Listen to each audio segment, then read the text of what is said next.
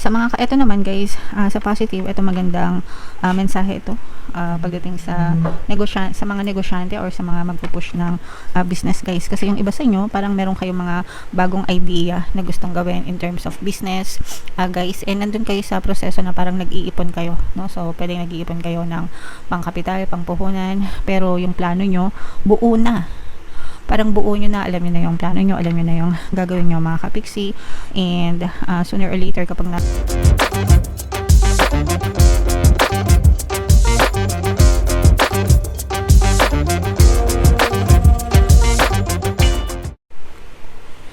Hello guys, hello Scorpio, welcome back to Pinay Pixie Tarot. Ang pamagat ng episode natin for tonight is mga blessings guys para ngayong March para sa Scorpio, Sun, Moon, Rising Sign, and Venus.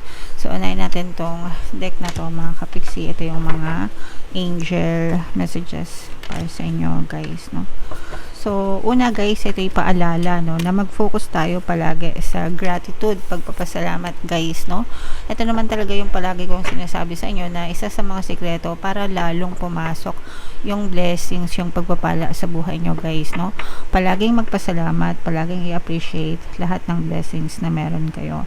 The more na nagpapasalamat kayo guys, nawawala yung mga balakid nyo, and the more na nagpapasalamat kayo, mas lalong bumubukas yung pintuan ng biyaya sa ating buhay mga kapiksi. Okay? So always magpasalamat guys, no matter how big, no matter how small ng mga blessings natin, palagi tayong magpasalamat guys. Okay?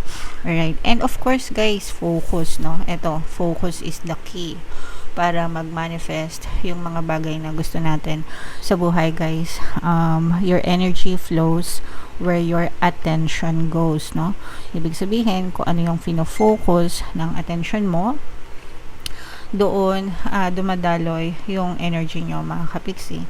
And kapag dumaloy doon yung energy nyo, yun din yung nagmamanifest or nagmamaterialize sa inyong physical reality. So parang ganito yan guys, no? Pakinggan nyo mabuti. Kunwari nanonood kayo sa YouTube or sa Facebook, or sa YouTube na lang dahil YouTube to.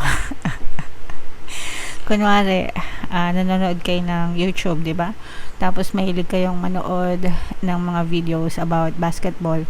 So magse-search kayo ng mga video tungkol sa basketball. So pagkatapos ng panoorin yung isang video, magre-recommend na naman si YouTube ng another video about basketball or tungkol sa isang basketball player or tungkol sa isang laban, ganyan. So mapapansin mo na yung feed mo, yung algorithm kasi ni YouTube, ang binibigay niya sa'yo is kung ano yung fino-focus mo. So dahil nag-search ka ng basketball, ang i-feed niya sa'yo puro mga basketball na topics. And then kapag nag-switch ka sa iba, so let's say ayaw mo na ng basketball, nag-search ka tungkol sa tennis, mapapansin mo na yung mga kung dati puro basketball, basketball yung finifeed sa'yo, ngayon naman madadagdagan siya, no? Mapapansin mo na yung YouTube mo may mga tennis videos na rin na recommendation, no? So parang algorithm lang. That's how it works guys. Kung ano yung focus ng attention mo, yun yung binibigay sa'yo more ni universe. So kung nakafocus ko sa mga problema, pagsubok, kahirapan, mga hanash, no? Mga hinaing sa buhay, kapag nakafocus yung attention mo doon, mas lalo kang bibigyan ni universe or mas lalo mong ma-experience kahirapan, pagsubok, challenge, kadramahan, puro mga ganun yung ma-experience mo. Pero once na nag-shift ka ng attention mo, nagpapasalamat, kasaganaan, kasiyahan, kapayapaan, kaligayahan, kapag nag-shift ka ng focus, mag-shift din yung physical reality mo. Okay? So, it's not easy, syempre, lalo na kung punong-puno kayo ng kanagahan, but it will shift over time. Parang yung mga video recommendations nyo lang sa YouTube, guys, no? Ganun lang kasimple. Whatever you focus on, manifests. So, make sure na nakafocus kayo palagi sa mga magaganda, mga kapiksi. And ito naman ay mag-meditate kayo guys, no? Kung hindi kayo marunong mag-meditate guys, meron tayong Tagalog guided meditation, pampawala ng stress and anxiety. So pwede nyo pakinggan yun, mga kapiksi, para mawala yung mga stress nyo, para kumalma kayo, maging maayos yung energy nyo, yung nervous system nyo, mga kapiksi. Especially recommended sa mga kapiksi natin na very stressed. Yeah, so yan yung message for you guys. So comment down below, Scorpio, if feeling nyo naka-resonate kayo dyan. So ito naman guys, yung mga love message or love advice naman. Itigil na ang sumbatan, walang idudulot na maganda yan. So ito is sa mga kapiksi natin na nagkakaroon ng problema sa relasyon, kung nag-aaway kayo tapos nauuwi sa sumbatan guys, no, you have to understand na wala talagang idudulot na maganda yan, no? Parang nagde-declare lang kayo na World War 3, ano ba yan? Parang nagde-declare lang kayo ng away pa lalo, no, sa relasyon nyo, and lalo lang masisira yung relasyon nyo mga kapiksi. So it's about forgiveness. Kung gusto nyo magkaroon ng harmonious na relationship, it's about forgiveness, acceptance, healing, and forgetting the past, yung mga past na negative circumstances guys. Okay? Alright. So yeah. Comment down below, Scorpio, if feeling nyo naka-resonate kayo dyan sa message na yan, mga kapiksi. So, shuffle natin to guys. Hanapin natin yung energy ng blessings sa Scorpio. Habang sinashuffle ko to, panoorin nyo muna yung video natin regarding sa ating paano mag-manifest ng abundance video course. Kapiksi, sawa ka na ba sa mga struggles at hirap sa buhay mo? Masipag ka ba at masikap sa buhay ngunit hindi ka pa rin umaasenso? Ilang beses ka na bang nag-attempt mag-negosyo at mag-invest pero palagi ka pa rin nalulugi? Sa pagkakataon na ito ay maaaring may subconscious beliefs ka na nagiging balakid sa iyong pag-unlad at pagyaman. Introducing, paano mag-manifest ng abundance video course. Dito ay matututunan mong ma-overcome ang mga balakid mo para tuluyan ka ng umunlad, umasenso, sumagana, maging matagumpay, successful at maswerte sa iyong kabuhayan, pera, trabaho, negosyo sa lapi at kaperahan ng bonggang-bongga. Dali, mag-send na ng email sa pinoypixie@gmail.com at simulan na ang iyong pagyaman ngayon. Alright, so sa lahat ng gusto mag-avail ng course guys, mayroon tayong paano mag-manifest ng abundance video course, paano mawala ang third party at magkaroon ng harmonious na relationship, paano pabalikin si ex or vice breakup. Sa mga interesado guys, mag-send lang kayo ng email sa pinoypixie@gmail.com. And sa mga nag-aanap guys ng pampaswerte, mayroon tayong money shaker jars at saka itong mga pampaswerte bracelet guys. Ito yung ating WhatsApp number guys, i-chat mo lang ako, ilalagay ko dun sa description at saka sa comment section mga kapiksi. So, Scorpio, kayo ay represent ng Queen of Cups sa ating spread. Ito yung ating blessings energy mga kapiksi. So, this is both positive and negative guys. Yung negative mga kapiksi, yan yung maaaring balakid sa mga blessings nyo or mga problema na pinagdadaanan nyo. So, ito guys, yung iba sa inyo. Tapos, yung positive naman guys, yan yung mga potential na blessings, mga kapiksi.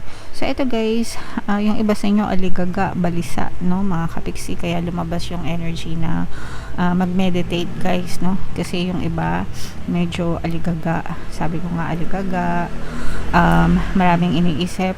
Pwedeng maraming nangyayari sa buhay nyo. Mga kapiksi, no? Kaya aligaga yung iba sa buhay mga kapiksi. So makakatulong yung meditate guys para mag-normalize yung inyong nervous system or kumalma yung inyong nervous system and huwag kayo masyadong ma-stress. Sa mga kapiksi natin na stress, no? Or sa mga hindi marunong mag-meditate guys, again, mayroon tayong Tagalog guided meditation dito sa ating channel. Paano mawala ang stress and anxiety. Punta lang kayo sa homepage guys, scroll nyo lang. May kita nyo sa bandang baba yung ating meditation video. Yung iba naman sa inyo guys, ito medyo na-stuck kayo sa buhay. Ito yung sinasabi natin kanina, no, na sumbatan, no, sa relationship. Yan. So ito yung nagiging balakid guys sa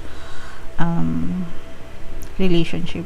Kaya kumbaga, kaya hindi nababless yung relationship nyo, or kung nagkakaroon kayo ng problema sa relationship dahil may trust issues and hindi baka move on, no, dahil nagsusumbatan, mga kapiksi.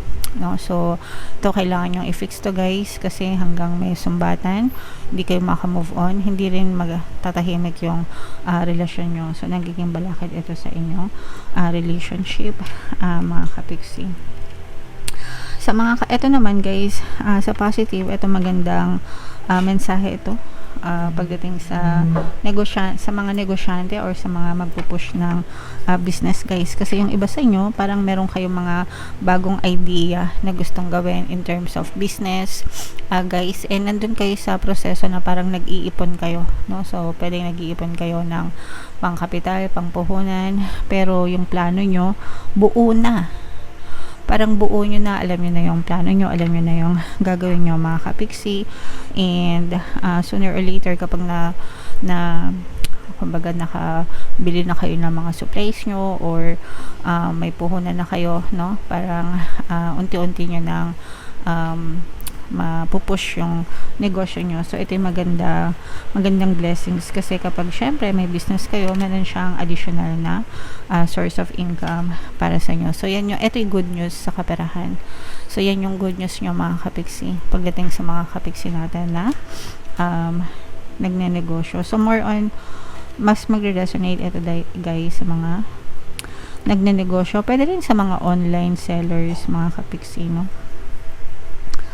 So whether may physical store kayo or online selling kayo guys, meron din ditong presence ng fire sign Aries, Leo, Sagittarius. So ito naman guys, nakikita natin na mag-heal din, no? Itong relationship guys, kasi nga 'di ba sabi natin sa inyo kanina, nagkakaroon kayo ng trust issues dahil sa mga sumbatan, pero mag-heal din ito, maghihilom din yung inyong relationship mga kapiksi. So magkakaroon dito ng forgiveness, acceptance, and maghihilom din yung mga sugat nyo sa relasyon nyo. And kapag naghilom na yon guys, pwedeng magsimula ulit yung relationship nyo guys, mag-reconcile or ma-rekindle, no? And maaaring madugtungan pa yung inyong relationship. Yung iba naman guys, pwedeng bagong relationship ito kung sorry, kumbaga yung iba sa inyo parang ready na kayo sa bagong relationship, kasi naka-move on na kayo dun sa past relationship nyo, nawala na yung mga anger issues nyo, kumbaga yung mga negative emotions na dala-dala pa ng past relationships nyo guys. Okay? So i-bless din kayo sa relationship mga kapiksi. So comment down below guys if feeling nyo naka-resonate kayo dyan, and yung mga magaganda i-main nyo na sa comment section. Ito yung ating 2026 kapalaran guys. Ito naman yung ating success stories ng paano mag-manifest ng abundance video course. Panoorin nyo tong video natin guys about money shaker jars. Thank you for liking, sharing, and subscribing. See you next time guys. I love you all. Have a nice day. Bye bye.